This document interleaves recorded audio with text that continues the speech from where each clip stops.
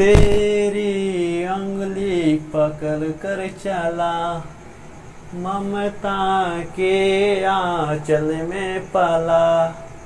तेरी अंगुली पकड़ कर चला, ममता के आंचल में पला।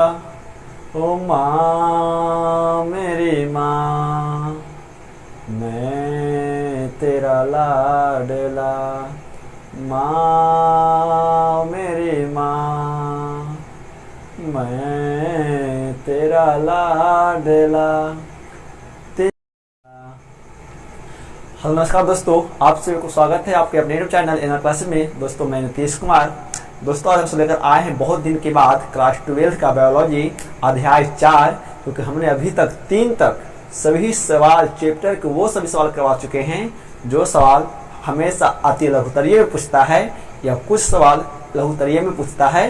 तो ये यूनिट फर्स्ट का लास्ट चैप्टर है, यानी अध्याय 4 जनन स्वास्थ्य। इसमें से हम आपको वो सवाल लेकर आए हैं जो टेस्ट एग्जाम के लिए इम्पोर्टेंट है और पूछता भी बहुत बार है। आप क्वेश्चन बैंक उधर कर देखेंगे तो ये चैप्टर से यानी यूनिट फर्स्ट में जो पढ़ना है 4 चैप्टर, वो चारों चैप्टर में से सबसे ज़्यादा सवाल तो यहाँ पे अध्याय 4 से ही पूछते हैं। ठीक है, तो हम सब वो सवाल लेकर आए हैं यहाँ पे जो इम्पोर्टेंट होगा। तो सवाल पहला है, वीडियो शुरू करते हैं। अच्छा लगे तो लाइक भी कीजिए और मित्रों को शेयर भी कीजिए दोस्तों, क्योंकि एग्जाम आपका नज़दीक है, इसलिए हम आपके लिए अब काम करेंगे रेगुलर। क्योंकि हम अभी तक क्लास 10 के पढ़ा रहे थे, बट कमेंट आ रहा है 12 के बाद शुरू कीजिए दोस्तों से। यहाँ पर बायो लेकर आपके लिए आए हैं। ठीक है, और हाँ बता दीजिएगा एक बार कैसा गाना कैसा अच्छा लगा कि नहीं लगा है इसके बारे में। सवाल नंबर फर्स्ट है, रक्त का कार्य बताएं कि रक्त का क्या कार्य है। तो आइए समझते हैं। ये सवाल है, हम आंसर बोलेंगे, आप आराम से सुनिएगा, हेडफोन डाल करके उसकी याद कर लीजिएगा। ठीक है, आप लिख लीजिए यदि होगा तो। रक्त एक तरल के संयोजी उत्तक है जिसका पीएच मान 7.4 होता है और यह एक क्षारीय पदार्थ है, क्योंकि जिसका मान 7 से ज़्यादा वो क्षारीय ही होगा। तो ये रक्त का जो पीएच मान होता है वो 7.4 होता है, इसीलिए रक्त एक क्षारीय पदार्थ है।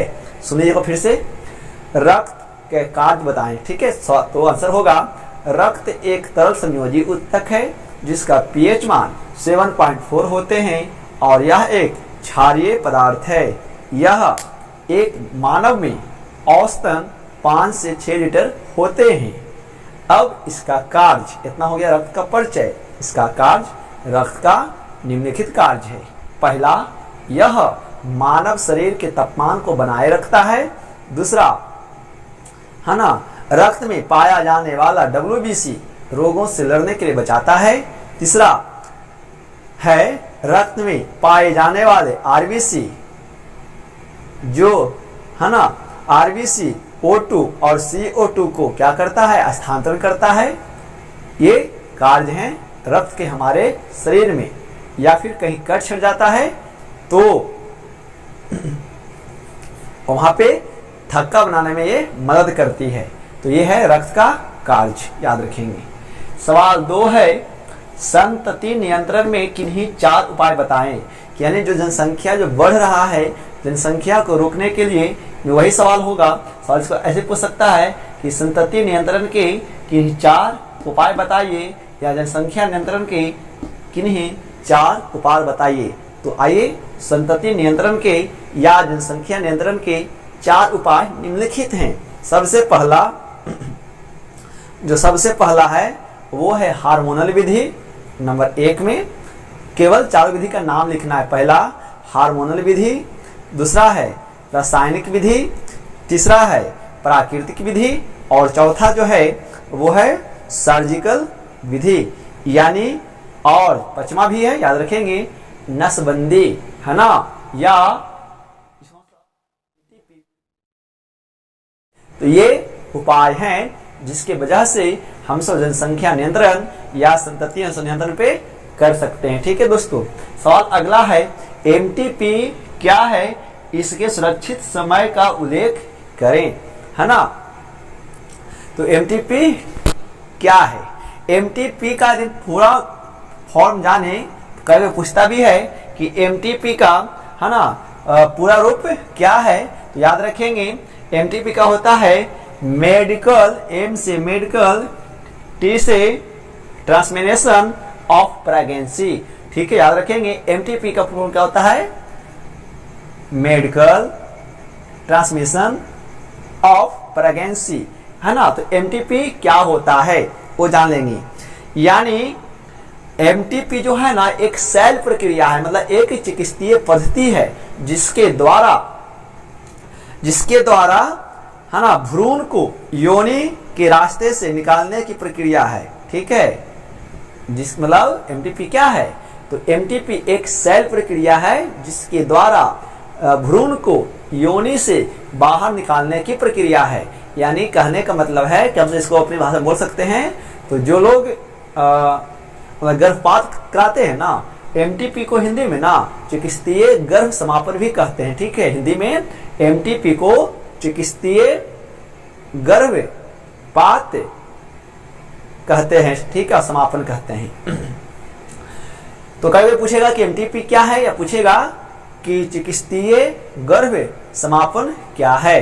तो याद रखेंगे एमटीपी का हम बता चुके पूरा रूप है ना, मेडिकल ट्रांसमिशन प्रेगनेंसी, या हिंदी में चिकित्सीय गर्भ समापन। ठीक है, यानी यह एक सेल प्रक्रिया है जिसमें भ्रूण को, जब भ्रूण बनता है तो भ्रूण को गर्भ से है ना निकाल करके योनि के मार्ग से बाहर कर दिया जाता है।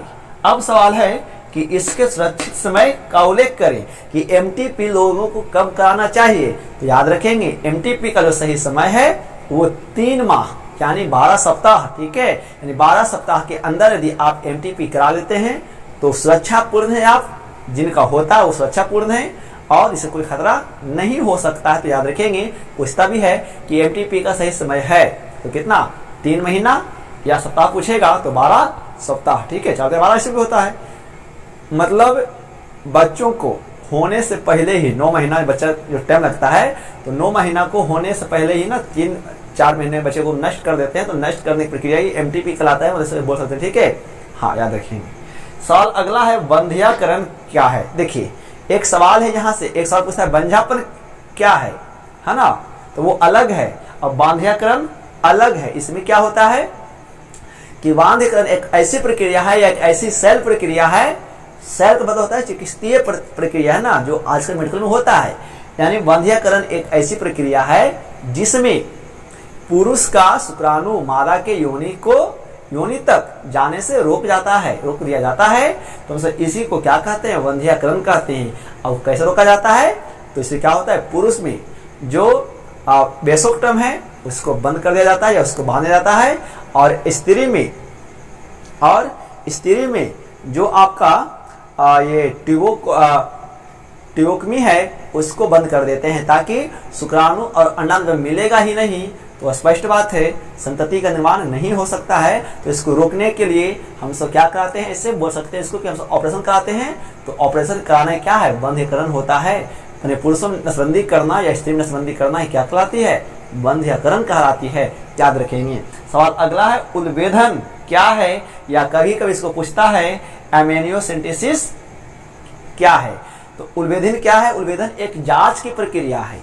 जब कोई बच्चा गर्भ में पल रहा होता है तो बच्चे का लिंग, बच्चे का आनुवांशिक गुण या क्रोमोसोम जानने के लिए जो जांच करते हैं, उस जांच को जो विधि अपनाते हैं, उस विधि को हम सब उल्वेधन या एमनियोसेंटेसिस कहते हैं।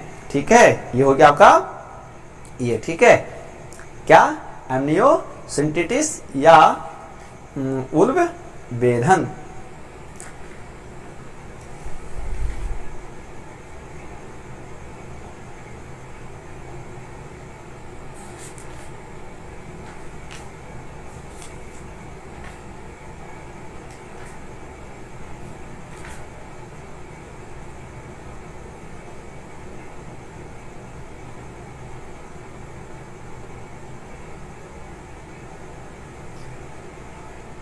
हाँ ठीक है, तो मतलब गर्भ में जो पल रहे शिशु उसकी जांच है ना, जैसे उसके बच्चों में आनुवांशिक विकृतियां, क्रोमोसोम, लिंग निर्धारण, ये सभी जांच करवाते हैं। तो इसी को क्या कहते हैं, उल्वेधन यानी एमनियोसेंटेसिस कहा जाता है। मतलब ये एक जांच की विधि होती है, ठीक है जी, कि जब कोई गर्भ में कोई बच्चा पल रहा है तो बच्चा, पलने वाला बच्चा में अनुवांशिक विकृतियां है, कौन सा लिंग है, वो लड़का या लड़की है ना, या उसके गुणसूत्र की जांच, ये सब एक प्रक्रिया के तहत होती है, जांच होती है। हम सब इसी जांच को उलवेधन या एमनियोसेंटेसिस कहते हैं। दोस्तों उम्मीद होगा कि ये वीडियो आपको अच्छा लगा होगा, समझ में आया भी होगा, तो आप और मित्रों को शेयर कीजिए, और अच्छा लगे तो उन्हें तो शेयर कीजिए जो एग्जाम 2023 में देंगे। और दोस्तों इस प्रकार से वीडियो में जुड़े रहिए और वीडियो को शेयर कीजिए और मित्रों के साथ, ताकि बच्चों को अच्छा समझ में आए। और हम जो सवाल बताया उसको हमें लिखिए एक बार, ठीक है दोस्तों। चलिए मिलता है अगले वीडियो में, तब तक नमस्कार, थैंक्स फॉर वॉचिंग। जुड़े रहिए इन क्लासेस के साथ। जय हिंद, वंदे मातरम।